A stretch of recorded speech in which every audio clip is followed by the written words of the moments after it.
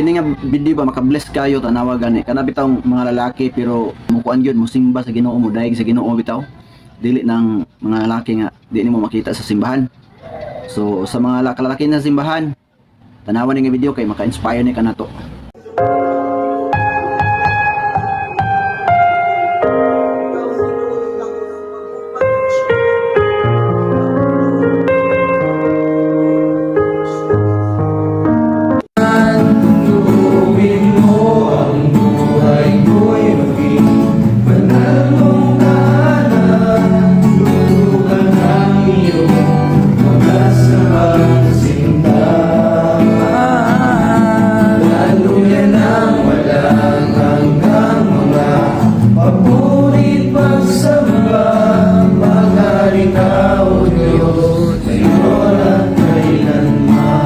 I hope nga naka-inspire ni nga video nga inyong nakita kita nga mga kalalakian maghiusag kita labi na gyud sa atong pamilya at pagalagad sa Ginoo kay kita ra gyud ang leader sa atong panimalay. Dapat ang lalaki gyud mo mag-lead labi na unas tanan sa pag-alagad sa Ginoo.